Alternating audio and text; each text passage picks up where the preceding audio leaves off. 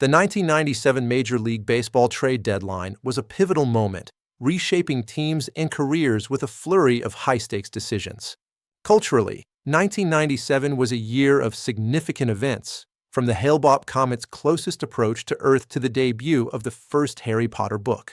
President Clinton also issued a ban on human cloning, reflecting the era's scientific and ethical discussions, all while MLB teams navigated their own strategic waters. One of the early significant moves was a 6-player deal on June 13th between the San Diego Padres and the St. Louis Cardinals. The Padres acquired Rich Batchelor, Danny Jackson, and Mark Sweeney, while the Cardinals received Scott Livingstone, Phil Plantier, and Fernando Valenzuela. Despite hopes for Danny Jackson, he struggled with the Padres, and only Mark Sweeney went on to have a notable career from that trade.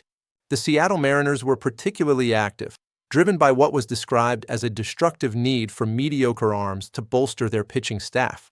They acquired Felipe Lira and Omar Olivares from the Detroit Tigers on July 18th, giving up Carlos Villalobos, Dean Crow, and Scott Sanders. On July 31st, the Mariners also traded Jose Cruz Jr. to the Toronto Blue Jays for Mike Timlin and Paul Spaljaric. However, their most criticized move was trading Derek Lowe and Jason Varitek to the Boston Red Sox for Heathcliff Slocum. This trade, made on July 31st, sent 2 future Red Sox legends to Boston in exchange for a struggling closer. Slocum's performance with the Mariners did not justify the high cost of acquiring him, making it one of the most lopsided trades in MLB history.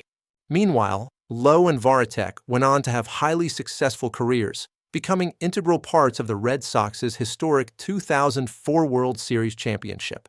Despite these pitching acquisitions, the Mariners won the AL West, but ultimately lost in the ALDS to the Baltimore Orioles. In stark contrast, the Florida Marlins made strategic acquisitions that propelled them to a World Series title. They acquired veteran catcher Darren Daulton from the Phillies, who provided invaluable leadership and experience.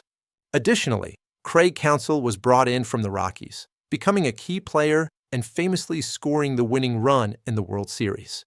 These strategic moves were crucial in the Marlins' journey to winning the 1997 World Series, showcasing the power of well-timed trades.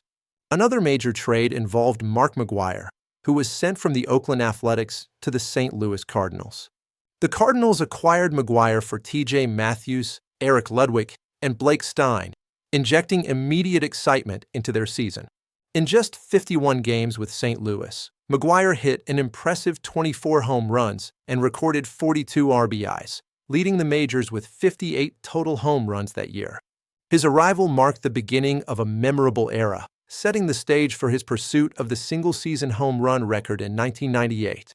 The Chicago White Sox, however, made the infamous white flag trade, sending 3 veteran pitchers to the San Francisco Giants.